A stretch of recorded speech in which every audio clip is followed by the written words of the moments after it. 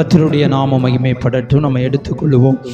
ஆபகுக் தீர்க்கதரிசன புஸ்தகம் 3:19 சொல்லுகிறது, ஆண்டவராகிய கர்த்தர் என் பலன், அவர் என் கால்களை மான்களுடைய கால்களை போலாக்கி என்னை உயரமான ஸ்தலங்களில் என்ன செய்கிறார்? நடக்க பண்ணுகிறார். இந்த வேதவசனத்தை 3 பகுதியாய் பிரித்தோம். ஒன்று, கர்த்தர் என் பலன். இரண்டாவது, கால்களை மான் கால்களை போலாக்கி. மூன்றாவது, உயரமான ஸ்தலங்களில் நம்ம என்ன செய்கிறாரா? நடக்க பண்ணுகிறார். முதல்ல நம்ம பார்த்தோம், கர்த்தர் என் பலன். கர்த்தருக்குள் மகிழ்ச்சியாய் இருப்பதை உங்களுடைய பலன் என்று சொல்லி பார்த்தோம். நாம் தேவனுக்குள்ள எப்போதும் மகிழ்ச்சியாய் இருக்கணும், விசாரப்படக்கூடாது என்பதை பார்த்தோம். கர்த்தர் தம்முடைய ஜனத்திற்கு பலன் கொடுப்பார். அடுத்து பார்த்தீங்கன்னா, பலன் எப்பொழுது குறையும்? நம்முடைய அக்கிரமத்தினாலையும் மீறுதல் நாளையும் பலன் குறையும் என்பதை பார்த்தோம். அடுத்து நம்ம பார்த்தோம், பலனுக்காக நம்ம என்ன செய்யணும்? ஜெபம் பண்ண வேண்டும் என்பதை பார்த்தோம். என்னை தள்ளிவிடாமல், முதிர்ந்த வயதில் என்னை தள்ளிவிடாமலும், என் பலன் ஒடுங்கும் போது என்னை கைவிடாமலும் இரும் என்று பார்த்தோம். அடுத்து நம்ம பார்த்தோம், கர்த்தருக்குள் பலம் கொள்ளுகிற மனிதர்கள் பாக்கியவான்கள் என்று பார்த்தோம். இன்றைக்கு இரண்டாவது பகுதியை, கால்களை மான் கால்களை போலாக்கி. அல்லேலூயா. நம்முடைய கால்களை மான் கால்களை போலாக்கி. அதனுடைய அர்த்தம்னா, நம்ம காலெல்லாம் மான் காலாய் மாறுவது அல்ல. மான்காலாக மாறிச்சுன்னா சிக்கல். சரியா? ஒல்லியாக தான் என்ன செய்யும்? இருக்கும். நம்ம கால் மான் கால்கள் என்று சொன்னால் அதிலே சில ஆவிக்குரிய அர்த்தங்களை நம்ம என்ன செய்யணும்? அறிந்து கொள்ள வேண்டும். நம்முடைய கால்களை மான் கால்களை போல் ஆக்கினா அதுல சில காரியங்கள் இருக்கிறது. 4 காரியங்கள் அதுல என்ன செய்து இருக்கிறது. ஒன்று, மான் கால்கள் விசேஷமானவைகள். இரண்டாவது, மான் கால்கள் உறுதியானவை.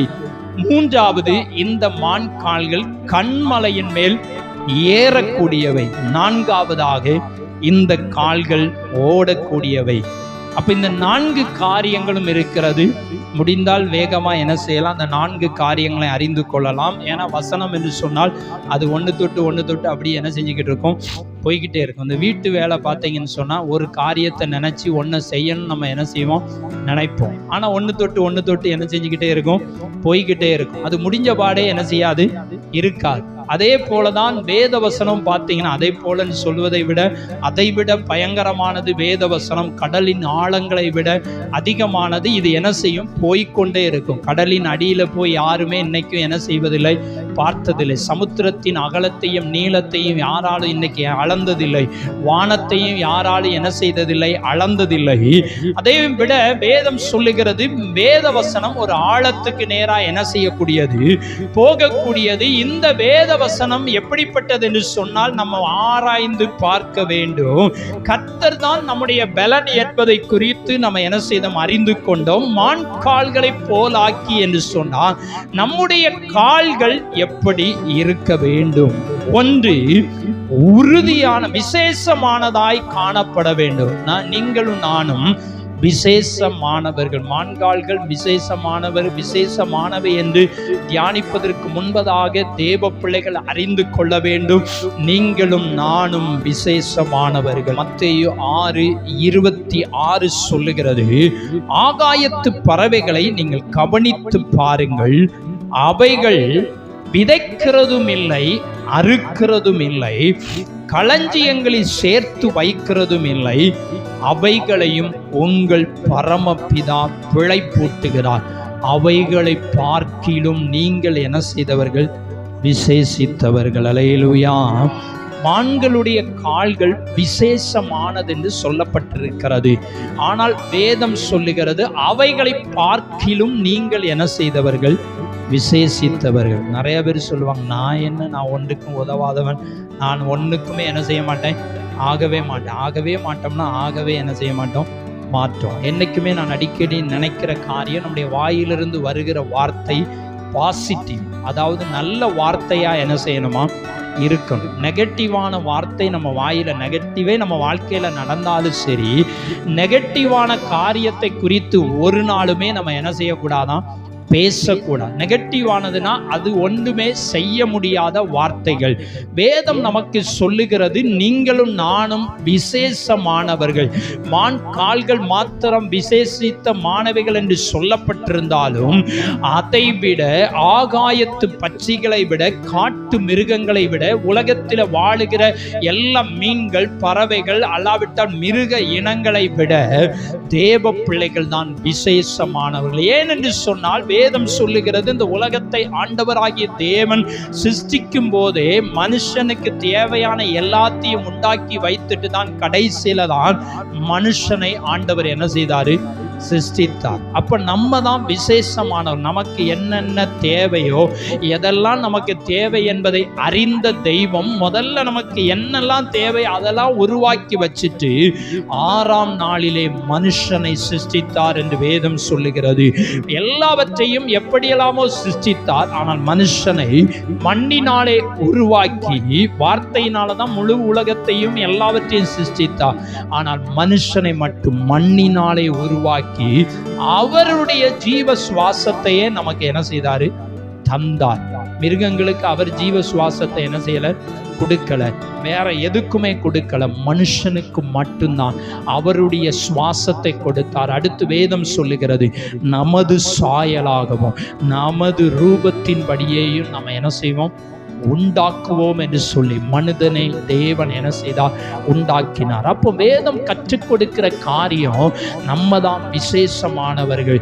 ஒருவேளை நம்ம ஏதோ ஒரு நிலவரத்தில் குறைந்தவர்கள் போல இருக்கலாம், தாழ்ந்தவர்கள் போல இருக்கலாம், ஏழைகள் போல நம்ம இருக்கலாம். நம்ம யாரும் ஏழை கிடையாது, நம்ம யாரும் தாழ்ந்தவர்கள் கிடையாது. ஆனால் உலகம் நம்மளை பார்க்கும். உலகம் பார்க்கிற பார்வையில் ஆண்டவர் நம்ம என்ன செய்ய மாட்டாரு? பார்க்க மாட்டார். சொந்தங்கள் பார்க்கிற பார்வையில் ஆண்டவர் நம்ம என்ன செய்ய மாட்டார்? பார்க்க மாட்டார். அவர் பார்வையே வித்தியாசம். நம்ம பார்வை வேற மாதிரி இருக்கும், ஆனால் அவர் பார்வை வித்தியாசமானது. ஏனென்று சொன்னால், நீங்க உங்களையும் என்னையும் ஆண்டவர் விசேஷமானவர்களாய் படைத்திருக்கிறார். நம்மளை உலகம் பார்க்கும்போது ஏதோ இவங்க ஒண்ணுக்கு இல்லாதவங்க, இவங்க பணத்துக்கு இல்லாதவங்க, இவங்க ஒண்ணுக்குமே வழி இல்லை, அதனால தான் இந்த இயேசுவை தேடி என்ன செஞ்சிருக்கிறாங்க? போயிருக்கிறாங்கன்னு சொல்லி அநேகர் சொல்லுவாங்க. ஆனா இன்னைக்கு உயர்ந்த பதவியில இருக்கிற நிறைய கிறிஸ்தவர்கள் இருக்கிறார்கள். உயர்ந்த பதவியில இருக்கிற நிறைய தேவ பிள்ளைகளை என்ன செய்யறாங்க? இருக்கிறாங்க. ஆனா உலகம் நம்மை பார்க்கிற பார்வை வித்தியாசமா இருக்கும். ஆனால் வேதம் கற்றுக் கொடுக்கிறது, நீங்களும் நானும் விசேஷமானவர்கள். எப்படி விசேஷமானவர்கள் என்று சொன்னால், ஆகாயத்து பட்சிகளை கவனித்து பாருங்கள். அவைகள் விதைக்கிறதும் இல்லையா, அறுக்கிறதும் இல்லை, களஞ்சியத்தில் சேர்த்து வைக்கிறதும் இல்லை. சேர்த்து வைக்காததுக்கே, அது விதைக்காததுக்கே, அறுக்காததுக்கே நான் பிழைப்பூட்டுவேன் என்று சொன்னார். நீங்கள் விதைக்கிறீர்கள், அறுக்கிறீர்கள், சேர்த்து வைக்கிறீர்கள். அப்போ நீங்க எவ்வளவு விசேஷித்தமானவர்கள். அவைகளை பார்க்கிலும் நம்ம தான் என்ன செய்து? விசேஷித்தமானவர்கள். இன்றையிலிருந்து தேவ பிள்ளைகள் அறிந்து கொள்ள வேண்டும். நம்மை பார்த்து நம்ம சொல்லணும், நான் விசேஷித்தமானவன், நான் விசேஷித்தமானவள். நான் எல்லாரும் விசேஷித்தமானவனா வித்தியாசமானவங்க. உலகத்தில் இருக்கிற எல்லாரை காட்டிலும், உலகத்தில் இருக்கிற அக்கம் பக்கத்தில் இருக்கிறவங்களை காட்டிலும் நீங்களும் நானும் வேறுபட்டவர்கள், விசேஷமானவர்கள். அவங்களுக்கும் நமக்கும் ஒப்பிட முடியாது. ஏன்னா அவர்களை காட்டிலும் தேவ பிள்ளைகள் தான் விசேஷமானவர்கள். அப்போ வேதம் கற்றுக் கொடுக்கிறது, இந்த ஒரு மிருக ஜீவனை வைத்து நிறைய காரியங்களை கற்றுக் கொடுப்பார். எறும்பை வைத்து தேவன் கற்றுக் கொடுக்கிறார். அடுத்து கழுகை வைத்து தேவன் கற்றுக் கொடுப்பார். மான் காலை வச்சே நமக்கு ஆண்டவர் என்ன செய்தாரு? கற்றுக் கொடுக்கிறார். அப்போ எவ்வளவு விசேஷமானவர்கள், எவ்வளவு காரியங்கள் இந்த வேதத்தில் என்ன செய்கிறது? இருக்கிறது. அடுத்து அதே மத்தேயு 10:31 சொல்லுகிறது, ஆதலால் பயப்படாதிருங்கள், அநேகம் அடைக்கலான் குருவிகளை பார்க்கிலும் நீங்கள் யாராம்? விசேஷித்தவர்கள். நாம் விசேஷவர்கள். அடைக்கலான் குருவி, அநேக அடைக்கலான் குருவி. அந்த குருவியை நம்ம பார்த்தோமா பார்க்கலையான்னு சொல்லி நமக்கு என்ன செய்யாது? தெரியாது. ஆனால் அன்றைக்கு இந்த அடைக்கலான் குருவி என்பது ஒரு முக்கியமானதாக இருந்திருக்கிறது, விசேஷமானதாக இருந்திருக்கிறது. அதனால தான் எடுத்துக்காட்டுக்காக ஆண்டவர் சொல்லுகிறார், அநேக அடைக்கலான் குருவிகளை பார்க்கிலும் நீங்களும் நானும் விசேஷித்தவர்கள். அதே மத்தேயு 23:23 சொல்லுகிறது, நியாய பிரமாணத்தில் கற்பித்திருக்கிற விசேஷித்தவைகளாகிய நீதியையும் இரக்கத்தையும் நீங்கள் என்ன செய்தீர்கள்? விட்டு விட்டீர்கள், இவைகளையும் செய்ய வேண்டும், அவைகளையும் விடாதிருக்க வேண்டும். முதல்ல ஆண்டவர் ஒவ்வொரு மனிதனை பார்த்து சொல்லுகிறார், நீங்கள் விசேஷமானவர்கள். இரண்டாவது, விசேஷமானது எது என்று சொன்னால் நீதி, இரக்கம், விசுவாசம். இந்த மூன்றையும் விட்டு விட்டீர்கள் என்று ஆண்டவர் மாயக்காரரை பார்த்து, வேதபாரகரை பார்த்து, பரிசேயரை பார்த்து சொல்லுகிறதை பார்க்கிறோம். வேதம் சொல்லுகிறது, நீங்கள் ஒத்தலாம், வெந்தயம், சீரகத்திலெல்லாம் தசமமாக என்ன செய்றீங்க? கொடுக்கிறீங்க. சீரகம் நமக்கு தெரியும், வெந்தயம் நமக்கு தெரியும். ஒத்தலாம்னா என்னன்னு சொல்லி நமக்கு என்ன செய்யாது? தெரியாது. இனி உள்ள சந்ததிக்கு எந்த தானியமுமே என்ன செய்யாது? தெரியாது. இன்னைக்கு ஒரு வீடியோ பார்க்கிற போது ஒருத்தர் கேட்கிறார், அவன் சாப்பிட்டுட்டு கை கழுவ அந்த தம்பி எந்திரிச்சு போறான். தம்பி, இந்த அரிசி எங்க இருந்து வந்துச்சுன்னு உனக்கு தெரியுமா? டிபார்ட்மெண்ட் ஸ்டோர்ல இருந்து என்ன செஞ்சிச்சு? வந்துச்சு. எப்படி வந்துச்சு? அவங்க எங்க அப்பா போன் பண்ணுவாங்க, ஆர்டர் பண்ணுவாங்க, வீட்டுக்கு என்ன செய்யும்? வரும். இந்த அரிசி எப்படி வந்துச்சுன்னு சொல்லி அவனுக்கு என்ன செய்யல? தெரியல. இன்னைக்கு உலகம் அப்படிதான் என்ன செய்யுது? போய்கொண்டிருக்கு. எது எப்படி வந்துச்சுன்னு சொல்லி தெரியாது, பணம் எப்படி வந்துச்சுன்னு தெரியாது, பணத்தை சம்பாதிப்பதற்கு என்ன பண்ணுனாங்கன்னு சொல்லி என்ன செய்யாது? தெரியாது. கஷ்டம்னா என்னன்னே என்ன செய்யாது? தெரியாது. நேற்றைக்கு ஒரு சகோதரத்தில் பேசிக்கிட்டு இருக்கும்போது, நீங்கள் இதெல்லாம் செய்கிறீங்களே, இது வீட்டுக்குள்ளே பூரா எப்படி என்னது டஸ்ட் ஆகுமே, இதெல்லாம் கஷ்டமே பிள்ளைகள் இருக்குதுக்குன்னு சொன்னேன். கஷ்டம்னா என்னன்னு தெரிஞ்சு பிள்ளை என்ன செய்யணும்? வளர்க்கணும். தனியாக இருந்தால் நல்லா இருக்குமே அப்படின்னு சொல்லி நான் சொன்ன போது அவங்க சொன்னேன், இந்த கஷ்டத்தில் அவங்க என்ன செய்யணுமா? இருக்கணும். சின்ன பிள்ளை தான். அந்த பிள்ளைய பார்த்தீங்கன்னா குழந்தை 1 வயசு இல்லைனா 1.5 வயசு தான் இருக்கும்னு நினைக்கேன். அவங்க புழுதிக்குள்ளேயும் கஷ்டத்துக்குள்ளேயும் தான் என்ன செய்கிறாங்க? இருக்கிறாங்க, வேலை செய்கிறாங்க. அவங்க சொன்ன காரியம் புறம்னா என்னன்னு என்ன செய்யணுமா? தெரியணும். கஷ்டம் இல்லாமல் வளர்ந்தா நாளைக்கு என்ன செஞ்சிடும்? பிரச்சனைன்னு சொல்லி அவங்க சொன்னதை நான் சொல்லுகிறேன். ஏன்னு சொன்னால், இன்றைக்கு உள்ள பிள்ளைகளுக்கு நிறைய காரியங்கள் என்ன செய்யாது? தெரியாது. அரிசி எப்படி வந்துச்சு? உடனே அவர் சொல்றாரு, இது வயல்ல போய் ஒரு விவசாயி என்ன செய்யணும்? நெல்லை விதைக்கணும், அதை பண்படுத்தணும், அப்படின்னு நிறைய விளக்கங்களை சொல்கிறார். அதனால சாப்பாடை நீ என்ன செய்யாத? வேஸ்ட் பண்ணாத தம்பின்னு சொல்லி ஒரு எடுத்துக்காட்டுக்காக அவர் என்ன செய்தார்? சொன்னார். இன்னைக்கு பார்த்தீங்கன்னு சொன்னால் நிறைய காரியங்கள் நிறைய தெரியாமல் போய்விட்டது. கொஞ்ச காலத்தில் இன்னும் வீட்டில் உட்காந்து எல்லாமே ஆர்டர் பண்ணுவாங்க, ஃபுட்டு ஆர்டர் பண்ணுவாங்க, சமைக்கிறதுக்கு நேரம் இல்லை. ஆனால் ஆஸ்பத்திரியில் போய் இருக்கிறதுக்கு நிறைய நேரம் என்ன செய்யும்? வந்துடும். ஏன்னா சமைக்க நேரம் இல்லை. இன்னைக்கு நம்ம சாப்பிட்றது எல்லாமே பாய்சன் தான். நம்முடைய சாப்பிடுறது எல்லாமே விஷத்துல தான் இருக்கிறது என்று அதிகம் சொல்கிறாங்க. ஒரு காலத்தில் இல்லாத வியாதி பூரா இப்போ என்ன செய்து வருகிறது. என்னமோ நம்மளாம் கிராமத்தில் இருக்கிறதுனால கொஞ்சம் தப்பிச்சிருக்கிறோம்னு நினைக்கிறேன். சிட்டியில் இருக்கிறவங்க பாட்டு ரொம்ப கஷ்டம். ஆர்டர் பண்ணால் ஃபுட்டு என்ன செஞ்சிடும்? வந்துடும். இன்னைக்கு அந்த அளவில் போய்விட்டது. அந்த அளவுக்கு பணமும் என்ன செஞ்சிருச்சு? வந்துருச்சு. நம்ம தான் நினைக்கணும். அப்போ உங்க வேதம் கற்றுக் கொடுக்கிற காரியம் ஒத்தலாம், வெந்தயம், சீரகம், இதுலெல்லாம் அன்னைக்கு என்ன செய்தாங்களாம்? தசமபாகம் கொடுத்தாங்களாம். அதை விட விசேஷமான ஒன்று இருக்கிறது. தசமபாகம் கொடுக்கணும் இல்லைன்னு சொல்லலை. ஆனால் அன்னைக்கு எதுலலாம் கொடுத்துருக்குறாங்க? இன்னைக்கு வர்ற வருமானத்தில் கொடுக்கறதுக்கே ரொம்ப சங்கடமாக என்ன செய்யும்? இருக்கும். அன்னைக்கு வீட்டில் இருக்க எல்லாத்துலேயும் சீரகத்தில் எடுத்து கொடுத்துருக்குறாங்க. வெந்தயம் ஒரு வீட்டுக்கு 50 கிராம் வாங்கினோம்னா 5 கிராம் என்ன செஞ்சுருப்பாங்க? எடுத்து கொடுத்துருப்பாங்க. சீரகனை நம்ம 1 கிலோவாக வாங்குவோம், ஒரு 100 வாங்குவோம். 100னா 10 கிராம் அன்னைக்கு எடுத்திருக்கிறாங்க. ஒருவேளை என்ன நடந்துச்சோ தெரியாது. ஆனால் வேதம் சொல்லுகிறது, ஆனால் இவைகளை காட்டிலும் நியாயப்பிரமாணத்தில் கற்பித்திருக்கிற விசேஷித்தவைகளாகிய நீதியையும் இரக்கத்தையும் நீங்க என்ன செஞ்சிட்டீங்க? விட்டு விட்டீர்கள். முதல்ல நமக்கு ஆண்டவர் சொல்லுகிறார், நம்ம விசேஷித்தவர்களா இருக்கிறதுனால தேவ பிள்ளைகள் விசேஷமானதை நம்ம என்ன செய்யணும்? விசேஷமானது என்னது? நீதியா, இரக்கமா, விசுவாசமா. இது 3ஐயும் தேவ பிள்ளைகள் என்ன செஞ்சிடக்கூடாது?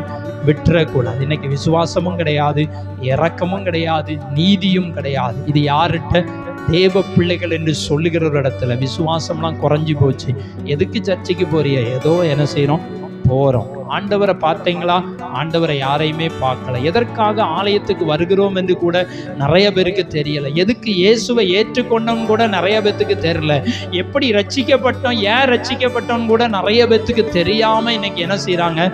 இருக்கிறாங்க. அதனாலதான் இன்றைக்கு ஜனங்கள் இன்னைக்கு வழிதவறி போய்கொண்ட இயேசுவை சரியாய் அறிந்து கொள்ளணும். இயேசுனா யார்? அவர் எதற்காக இந்த உலகத்துக்கு வந்தார்? என்ன செய்யும்படியாய் வந்தார்? யாரை மீட்கும்படியாய் வந்தார்? ரட்சிப்புனா என்ன? இயேசுனா என்ன? பரலோகம்னா என்ன? நன்றாய் நம்ம என்ன செய்யணும்? அறிந்து கொள்ளணும். வேதம் கற்றுக் கொடுக்கிறது. இன்னைக்கு நிறைய பேருக்கு விசுவாசமே என்ன செய்யல, இல்ல. விசுவாசமா அது என்னன்னு சொல்லி தெரியாத அளவுக்கு என்ன செஞ்சிருச்சு, போய்விட்டது. ஆனால் வேதம் சொல்லுகிறது, விசுவாசமானது நம்பப்படுகிறவைகளின் உறுதியும் காணப்படாதவைகளின் நிச்சயமாய் இருக்கிறது. பரலோகத்தை நம்ம என்ன செய்யல, பார்க்கல. பரலோக ராஜ்யம் நமக்கு என்ன செய்யாது, தெரியாது. நம்மகிட்ட இறக்கம் இருக்கா அப்படின்னு கொஞ்சம் டெஸ்ட் பண்ணி என்ன செஞ்சுக்கணும், பார்த்துக்கணும். கொரோனா டெஸ்ட் பண்ணி பார்த்தது மாதிரி எல்லாம் டெஸ்ட் எல்லாம் என்ன செய்ய முடியாது, பண்ண முடியாது. நம்மளை நாமளே தற்பரிசோதனை என்ன செஞ்சுக்கணும், பண்ணிக்கணும். இன்றைக்கி இறக்கமெல்லாம் குறைஞ்சி போச்சு. அடுத்து பார்த்தீங்கன்னா நீதி இருக்கான்னு பார்த்தீங்கன்னா நீதி என்ன செய்யலை, இல்லை. விசுவாசம் இருக்கான்னு பார்த்தா அதுவும் என்ன செய்யலை, இல்லை. ஆனால் வேதம் கற்றுக் கொடுக்கிறது, விசேஷித்தவைகளாகிய அந்த மூன்றையும் நம்ம என்ன செய்யக்கூடாதான், விட்டுவிடக்கூடாது. அடுத்து லூக்கா எழுதின சுவிசேஷம் 12ஆம் அதிகாரம் 7ஆம் வசனம் சொல்லுகிறது, உங்கள் தலையில் உள்ள மயிரெல்லாம் எண்ணப்பட்டிருக்கிறது, ஆகையால் பயப்படாதிருங்கள். இங்கேயும் அதே வார்த்தை சொல்லுகிறது, அநேகம் அடைக்கலான் குருவிகளை பார்க்கிலும் நீங்கள் விசேஷித்தவர்களாய் என்ன செய்றீங்க, இருக்கிறீங்க. ஏன் நம்மலாம் விசேஷித்தவங்க அப்படின்னு பார்த்தீங்கன்னா, இயேசுவின் இரத்தத்தாலே கழுவப்பட்டிருக்கிறோம். அல்லேலூயா. இன்னைக்கு விசேஷம்னா வேற ஒண்ணுமே நம்மகிட்ட இல்லை. இயேசு கிறிஸ்து தம்முடைய இரத்தத்தை சிந்தி நம்ம என்ன செஞ்சிருக்கிறாரு, மீட்டிருக்கிறார். விலை கிரயம் கொடுத்து நம்ம என்ன செஞ்சிருக்கிறாரு, மீட்டிருக்கிறார். இதை யாரும் செய்யலை, எந்த தெய்வமும் செய்யலை, யாருக்காகவும் செய்யலை. ஆனால் இயேசு மட்டும்தான் முழு உலகத்துக்காகவும் இரத்தத்தையே சிந்தி நம்ம என்ன செஞ்சிருக்கிறாரு, மீட்டிருக்கிறார். அதனாலதான் நம்ம விசேஷித்தவர்கள். வேதம் சொல்லுகிறது, உங்கள் தலையில் உள்ள மயிரெல்லாம் என்ன செஞ்சிருக்கிறதா, எண்ணப்பட்டிருக்கிறது. தமிழ்நாட்டில் மட்டும் மயிருன்னு என்ன செய்யலாம், சொல்லிக்கிறலாம். கேரளாவில் போய் என்ன செஞ்சிடக்கூடாது, சொல்லிடக்கூடாது. அப்படின்னா சண்டைக்கு என்ன செஞ்சிருவாங்க, வந்துடுவாங்க. அது கெட்ட வார்த்தையாம், என்னமோ நமக்கு தெரியாது, பயங்கரமான கெட்ட வார்த்தையாம். தமிழ்நாட்டில் மட்டும்தான் என்ன செய்யணும், மயிருன்னு சொல்லிக்கிடணும். ஏன்னா பைபிள் சொல்லுது, மயிருன்னா என்ன, வேற ஒன்றில் நம்முடைய முடி, தலையில் உள்ள முடியெல்லாம் என்ன செஞ்சிருக்கிறதா, எண்ணப்பட்டிருக்கிறது. தலையில் இருக்கிற முடியை நம்மளால என்ன செய்ய முடியாது, எண்ண முடியாது. ஆண்டவர் எல்லாவற்றையும் எண்ணி இருக்கிறார். உங்களுடைய தலையிலிருந்து ஒரு முடி விழுந்தாலும் ஆண்டவருக்கு தெரியும். நீங்க என்ன செய்தாலும் ஆண்டவருக்கு தெரியும். ஏன்னா அதனால தான் ஆண்டவர் சொல்லுகிறார், ஆகையால் நீங்கள் பயப்படாதிருங்க, எல்லாமே எனக்கு தெரியும். நீங்க ஒரு காரியத்தை குறித்து நீங்க என்ன செய்ய வேண்டாம், பயப்பட வேண்டாம். ஏனென்று சொன்னால் நீங்கள் விசேஷித்தவர்களாய் இருக்கிறீர்கள் என்று வேதம் சொல்லுகிறது. அதே 12:23 சொல்லுகிறது, ஆகாரத்தை பார்க்கிலும் ஜீவனும் உடையை பார்க்கிலும் சரீரமும் விசேஷித்தவைகளாய் இருக்கிறது. இந்த சரீரத்தை ஆண்டவர் விசேஷ விதமாய் என்ன செஞ்சிருக்கிறார், உருவாக்கி வைத்திருக்கிறார். அதே 24ஆம் வசனம் சொல்லுகிறது, காகங்களை கவனித்து பாருங்கள், அவைகள் விதைக்கிறதும் இல்லை, அறுக்கிறதும் இல்லை, அவைகளுக்கு பண்டக சாலையும் இல்லை, களஞ்சியமும் இல்லை, இல்லாவிட்டாலும் அவைகளையும் தேவன் பிழைப்பூட்டுகிறார். பறவைகளை பார்க்கிலும் நீங்கள் எவ்வளவோ விசேஷித்தவர்களாய் என்ன செய்றீங்க, இருக்கிறீர்கள். மான் கால்கள் விசேஷமானவைகள் என்று பார்த்தாலும் தேவ பிள்ளைகளாய் இருக்கிறதான நாம் விசேஷமானவர். இந்த சிந்தை நமக்கு எப்போதும் என்ன செய்யணும், இருக்கணும். யார் வேணாலும் என்னன்னாலும் சொல்லட்டும், ஆனால் நம்ம மனசில் இருக்கணும், நான் விசேஷமானவன், நான் விசேஷமானவர்கள்.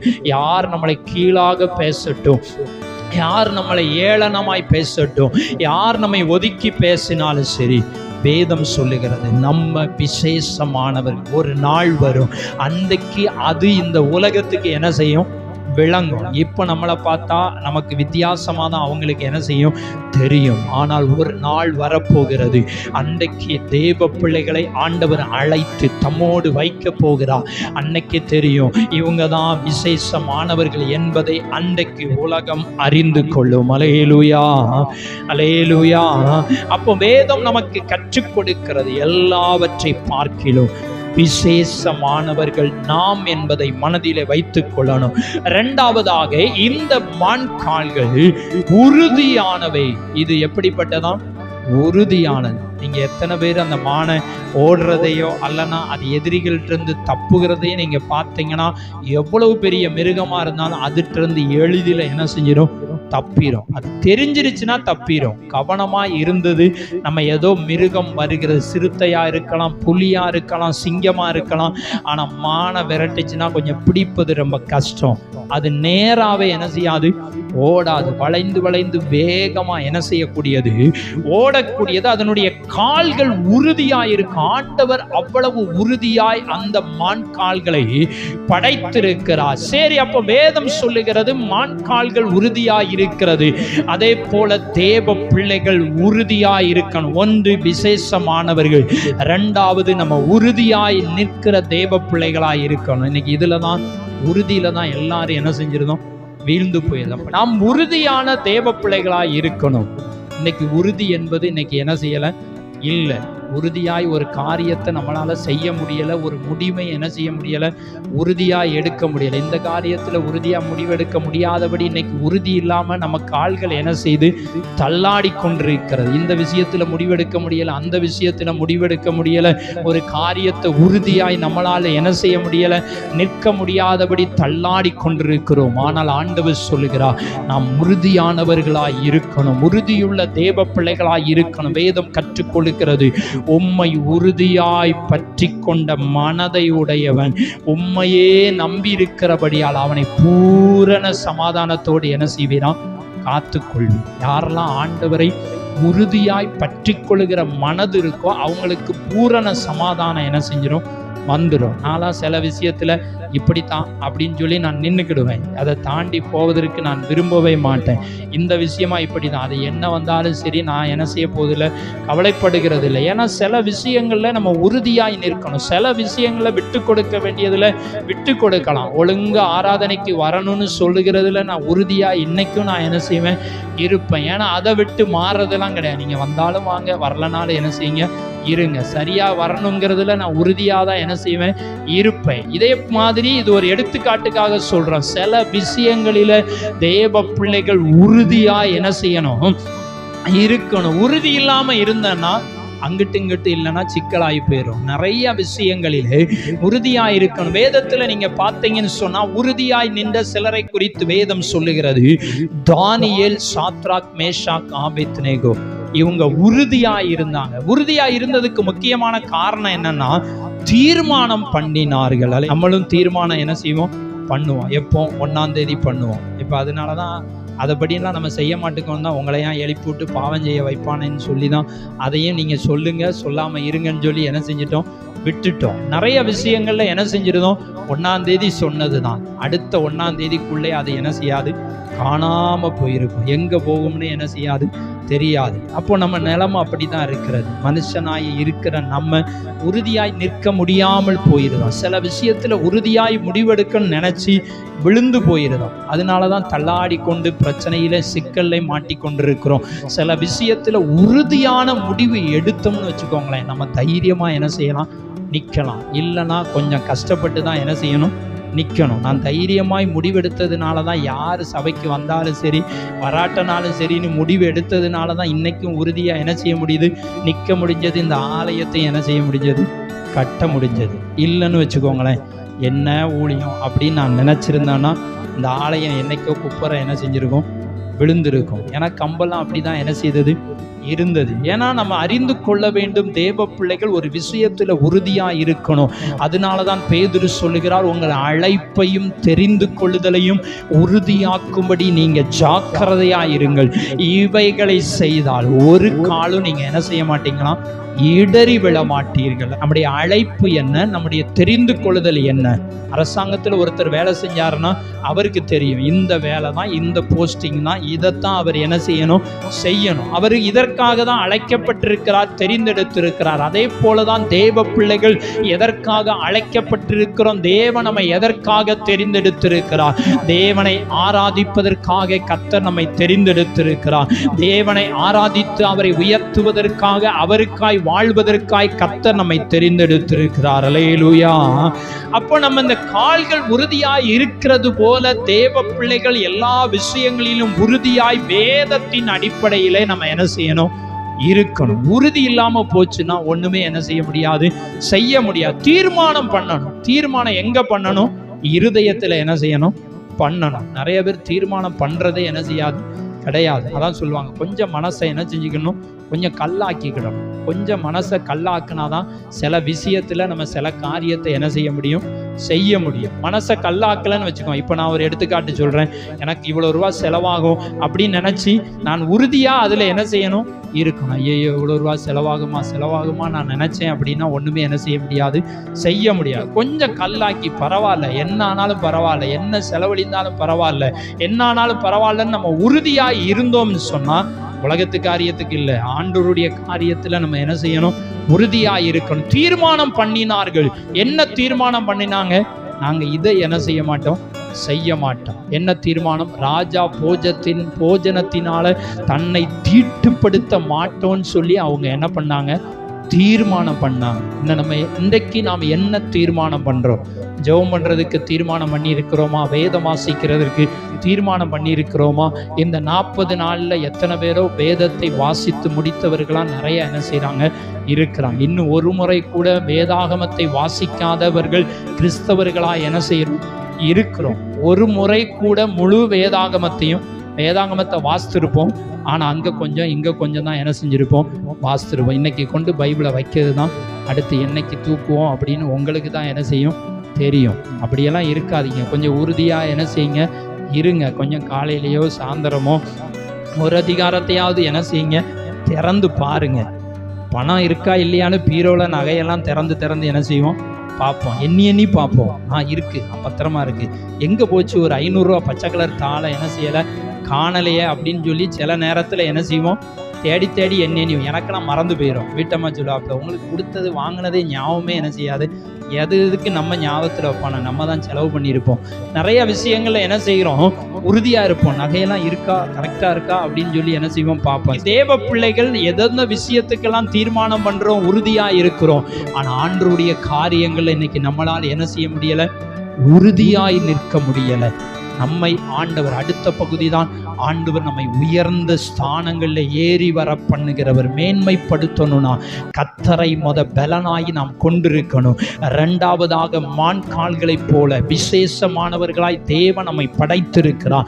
உறுதியானவர்களாய் நாம் நிற்க வேண்டும், தீர்மானம் பண்ணணும். தானியேல் 1:8 சொல்லுகிறது, தங்கள் இருதயத்திலே தீர்மானம் பண்ணினார்கள். உறுதியாய் நிற்கிறான். எதுல, தான் தீட்டுப்படக்கூடாதுன்னு உறுதியா என்ன செய்யறான், நிற்கிறான். எதனால, ராஜாவின் போஜனத்தினாலும் அவன் பானம் பண்ணும் பானத்தினாலும் தன்னை தீட்டுப்படுத்த கூடாது என்று தன் இருதயத்தில் என்ன செய்தான், தீர்மானம் பண்ணினான். தேவ பிள்ளைகள் தீர்மானம் பண்ணணும். தீர்மானம் பண்ணி அதுல நம்ம என்ன செய்யணும், உறுதியாய் நிற்கணும். அப்பந்தான் நாம் அசையாமல் இருக்க முடியும்.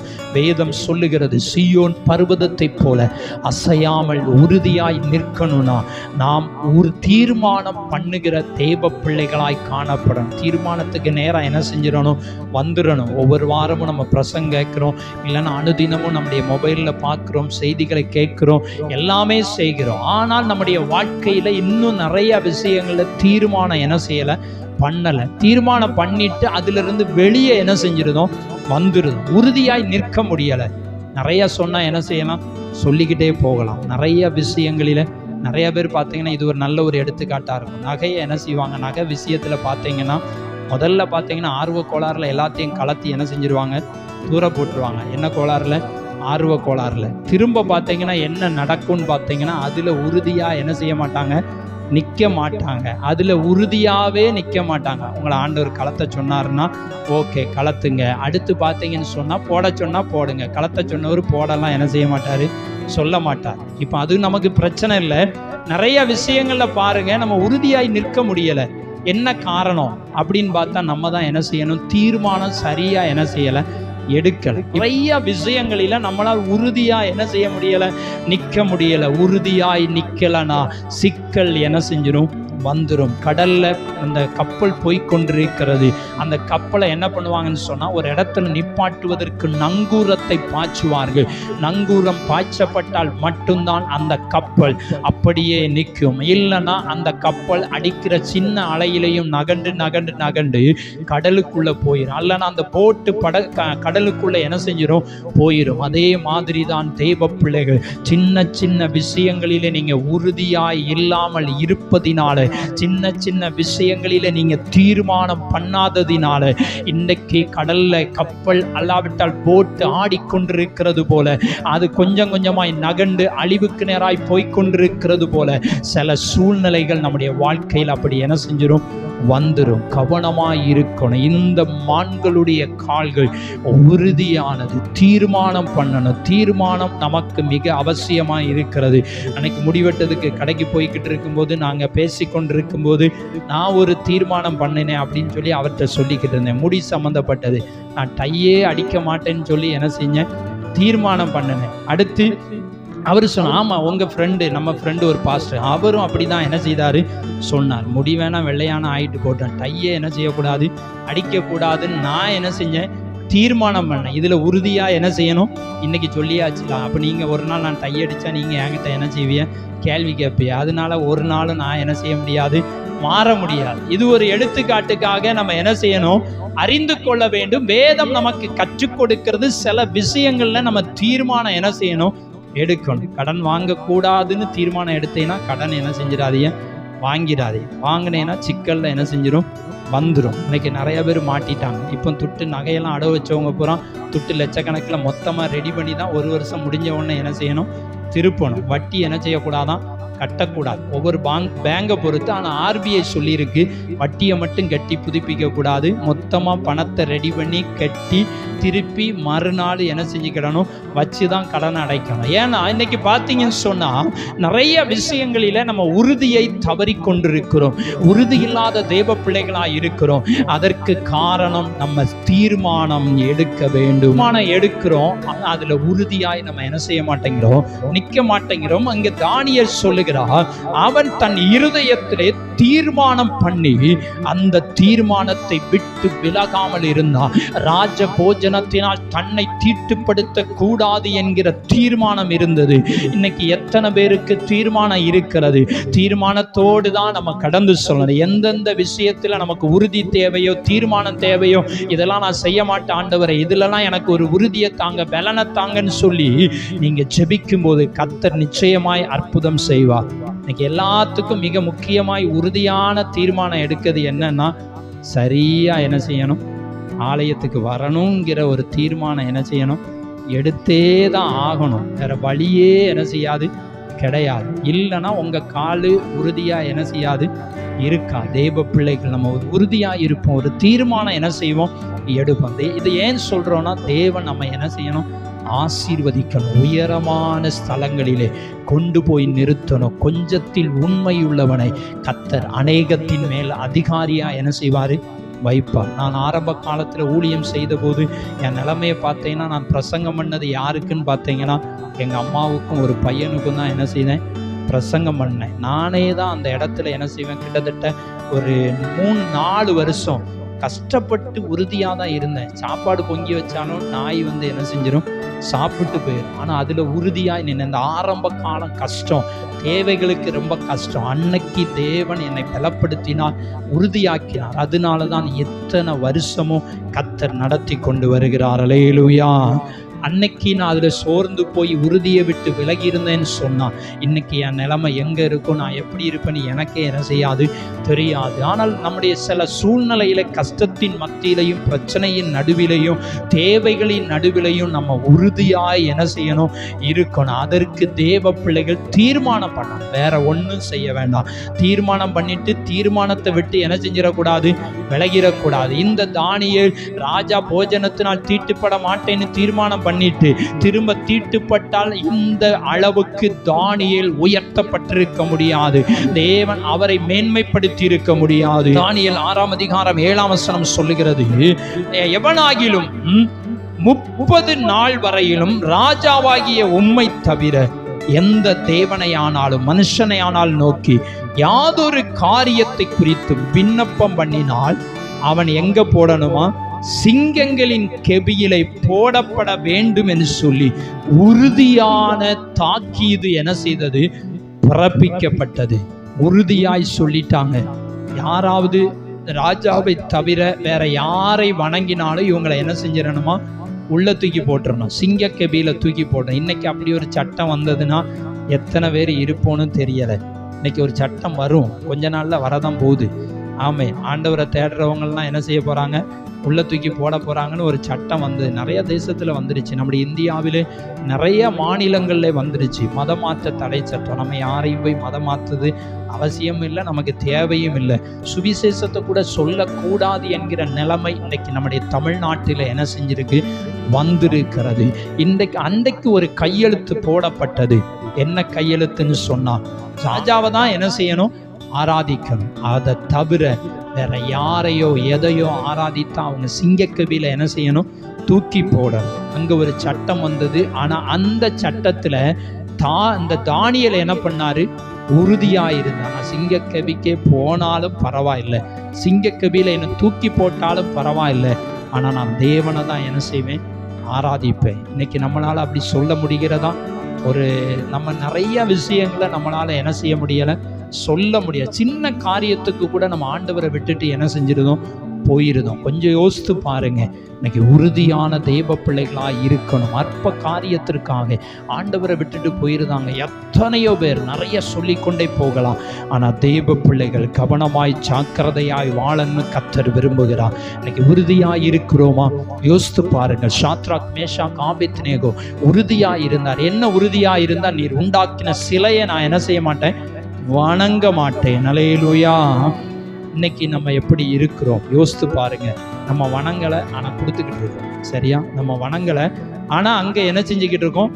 கொடுத்துக்கிட்டு இருக்கோம். அது என்னன்னு எனக்கு தெரியலை. அது வணங்குறதுக்கு சமமாக தான் நான் என்ன செய்கிறேன்? நினைக்கிறேன். இன்னைக்கு நிறைய நேரங்களில் பார்த்தீங்கன்னு சொன்னால் நம்ம நிலைமை அப்படி. குடும்பமாய் ரட்சிக்கப்படாதவங்க நிலைமை வேறு. ஆனால் குடும்பமாய் ரட்சிக்கப்பட்ட நாமும் கூட வணங்கலை, ஆனால் அங்கே கொடுத்து கொண்டு தான் என்ன செய்கிறோம்? இருக்கிறோம். ஆனால் யோசித்து பார்க்கணும். தேவ பிள்ளைகள் நம்முடைய வாழ்க்கையில் நம்ம நிறைய விஷயத்தில் உறுதியாய் நிற்க முடியாதபடி என்ன செய்கிறோம்? இருக்கிறோம். வேதம் சொல்லுகிறது, சாத்ராக், மேஷாக், ஆபேத்நேகோ உறுதியாய் நின்னா செத்தாலும் பரவாயில்லை, என்ன ஆனாலும் பரவாயில்லை என்கிறதிலே அவர்கள் என்ன செய்தார்களாம்? உறுதியாயிருந்தார்கள். இன்னைக்கு நம்முடைய உறுதி எங்கே? இந்த ஒரு சின்ன விஷயத்துல கூட நமக்கு என்ன செய்யலை? உறுதி இல்லை. ஆண்டவரை தேடுறது கூட நம்மளால ஸ்ட்ராங்கா நிற்க முடியலை. ஆண்டவரை ஆராதிக்கிற விஷயத்துல கூட நம்மளால் உறுதியாய் நிற்க முடியலைன்னா நம்ம எதுல உறுதியாய் நிற்க போகிறோம்? கொஞ்சம் யோசித்து பார்ப்போம். ஆண்டவர் சீக்கிரமா இந்த உலகத்துக்கு என்ன செய்ய போறாரு? வரப்போகிறார். எந்த மாற்றமுமே கிடையாது. வேதம் அவ்வளவு தெளிவாய் சொல்லி கொண்டிருக்கிறது. இன்னைக்கு வேகமாய் சில காரியங்கள் நடந்து கொண்டிருக்கிறது. வேதத்திலே சொல்லப்பட்ட தீர்க்க தரிசனங்கள் நிறைவேறி கொண்டிருக்கிறது. தேசத்திலே பாவங்கள் பெருகி இருக்கிறது, அக்கிரமங்கள் பெருகி இருக்கிறது. தேவ பிள்ளைகள் துன்புறுத்தப்படுகிறார்கள். தேவ பிள்ளைகள் சிறைச்சாலையிலே அடைக்கப்படுகிறார்கள். தேவ பிள்ளைகள் இன்றைக்கு அவர்களுக்கு பாதுகாப்பே இன்னைக்கு என்ன செய்யலை? இல்லை. இப்படிப்பட்ட ஒரு கொடூரமான உலகத்தில் இருக்கிறோம். இயேசு சீக்கிரமாய் வரப்போகிறார். அதற்கான அடையாளங்கள் தேசத்திலே நடந்து கொண்டிருக்கிறது. வேகமான வாகனங்கள் கண்டுபிடிக்கப்படும். வேதம் சொல்லுகிறது, வேகமான வாகனங்கள் அது ஆண்டவராகிய இயேசுவின் வருகைக்கான அடையாளங்கள். ஃப்ளைட்டை விட வேகமாய் போகக்கூடியதான வாகனங்கள் கண்டுபிடிக்கப்பட்டு விட்டது. இன்னைக்கு வேகமாய் ட்ரெயின் ஃப்ளைட்டை விட வேகமாய் போகக்கூடிய அளவுக்கு இன்னைக்கு எல்லாமே கண்டுபிடிக்கப்பட்டு கொண்டிருக்கிறது. தீர்க்க தரிசனங்கள் நிறைவேறி கொண்டிருக்கிறது. இந்த கடைசி காலத்தில் வாழக்கூடிய தேவ பிள்ளைகள், நீங்கள் உறுதியோடு ஜாக்கிரதையோடு வாழ வேணும்னு கர்த்தர் விரும்புகிறார். அல்லேலூயா. 4 காரியத்தில் 2 காரியத்தை மட்டும்தான் பார்த்திருக்கிறோம். ஒன்று, நீங்களும் நானும் விசேஷமானவர்கள். விசேஷமான தேவ பிள்ளைகள் எப்படி இருக்கணும்? உறுதியாய் ஜாக்கிரதையாய் இருக்கணும் என்பதை நாம் அறிந்து கொள்ள வேண்டும். இன்னைக்கு தெய்வ பிள்ளைகள் நம்ம ஆண்டவருடைய கரத்துல நம்மை அர்ப்பணிக்கணும். உறுதி எடுங்க. சில விஷயத்துல தீர்மானம் எடுங்க. இதை நான் செய்ய மாட்டேன், இங்க நான் போக மாட்டேன், இதை நான் பேச மாட்டேன், இதை நான் கொடுக்க மாட்டேன், இந்த காரியத்தை நான் வாங்க மாட்டேன். சில தீர்மானங்களை என்ன செய்யணும்? எடுக்கணும். தேவ பிள்ளைகள் உறுதியாய் நின்றால் ஆண்டவர் நிச்சயமாய் உங்களை மேன்மைப்படுத்தி உங்களை ஆசீர்வதிக்கிறதுக்கு போதுமானவராய் இருக்கிறார். மான் கால்களை போலாக்கி ஆண்டவருடைய பலனை நாம் முதல்ல தரித்து கொள்ளணும். நம்முடைய கால்கள் விசேஷமானவைகளாய் உறுதியானவைகளாய் நிற்பதற்கு நாம் ஆண்டவருடைய கரத்தை நம்மை ஒப்பு கொடுப்போம். கர்த்தர் நம்மை ஆசீர்வதிப்பார். அப்படியே நாம் கண்களை மூடி நாம் ஆண்டவரை நோக்கி பார்ப்போம். தெய்வ பிள்ளைகள், இன்றைக்கு நாம் எப்படிப்பட்ட நிலைமையில் இருக்கிறோம்? ஆண்டவர் உங்களையும் என்னை பார்த்து சொல்லுகிற காரியம், மான் கால்களை போலாக்கி. மான் கால்களை போலாக்கின்னு சொன்னால் அதிலே நிறைய ஆவிக்குரிய உள் அர்த்தங்கள் இருக்கிறது. மான் கால்களை போல என்று சொன்னார் அது என்னெல்லாம் செய்யுமோ அதே போல தெய்வ பிள்ளைகள் நம்முடைய கால்கள் எப்படி இருக்கிறது? துன்மார்க்கனுடைய ஆலோசனையில் நடவாமலும். சங்கீதம் 1:1 சொல்லுகிறது, நம் கால் எங்கே நடந்து போகிறது? துன்மார்க்கனுடைய ஆலோசனையிலே நடக்கிறதா? யோசித்து பாருங்க. ஆமென். நம்முடைய கால் தேவனுடைய வார்த்தையிலே உறுதியாய் நாம் நிற்கிறோமா? துன்மார்க்கனுடைய ஆலோசனை நடக்கக்கூடாது. பாவிகளுடைய வழியில் நிற்கக்கூடாது. பரியாசக்காரன் உட்காரும் இடத்தில் உட்காரக்கூடாது என்று வேதம் சொல்லுகிறது. நம் கால்கள் எங்க போகணுமோ, எங்க நிற்கணுமோ, எங்க இருக்கணுமோ அங்கதான் நம்ம கால் இருக்கணும். ஆமென், ஆமென். துன்மார்க்கனுடைய ஆலோசனையில் நம்முடைய கால் நடக்கக்கூடாது. கால் என்று சொன்னால் நடக்கக்கூடியது, போகக்கூடியது. அது முக்கியமா எங்க போகிறது அங்கதான் இந்த உடல்கள் எல்லாம் என்ன செய்யும்? சேர்ந்து போகும். நம்முடைய கால் எங்கே போகிறது, எங்கே நிற்கிறது என்பதை நம்ம யோசிக்கணும். தேவன் நம்மை விசேஷமானவர்களாய் படைத்திருக்கிறார், உண்மை. ஆனால் விசேஷமானவர்களாய் படைக்கப்பட்ட தேவ பிள்ளைகள் சில காரியங்களை தீர்மானம் பண்ணணும், உறுதியாய் நிற்கணும்னு கர்த்தர் விரும்புகிறார். நம்முடைய வாழ்க்கையில நம்ம எப்படி இருக்கிறோம்? தீர்மானம் எடுங்க. ஆண்டவரே, இனி வாழ்கிறது கொஞ்ச காலம், உங்களுடைய வருகை நாள் சமீபம். உங்களுடைய வருகைக்கு நேராக எங்களை ஆயத்தப்படுத்துங்கப்பா. நான் உறுதியாய் நிற்கணும். சில விஷயத்துல நான் உறுதி இல்லாம இருந்திருக்கிறேன் அப்பா, மன்னிங்க. பொருத்தனை பண்ணி தீர்மானம் பண்ணி உறுதியை விட்டு விலகி இருக்கிறோம். கவனமாயிருங்க. ஒரு தீர்மானம் பண்ணிட்டீங்கன்னா, ஒரு உறுதி எடுத்துட்டீங்கன்னா அதிலிருந்து நீங்க விலகிராதீங்க. தீர்மானத்தை விட்டு விலகினால் நமக்கு ஆசீர்வாதம் இல்லை. யோசேப்பு பாவத்தை விட்டு விலகி ஓடினான். நான் பாவம் செய்ய மாட்டேன் என்கிற ஒரு உறுதியும் தீர்மானமும் இருந்தது. அதனால தேவன் அவரை உயர்த்தினார், மேன்மைப்படுத்தினார். நம்மையும் தேவன் உயர்த்துவதற்கு போதுமானவராய் இருக்கிறார். கர்த்தர் நிச்சயமாக நம்மை ஆசீர்வதித்து வழி நடத்துவாராக. ஆமென், ஆமென்.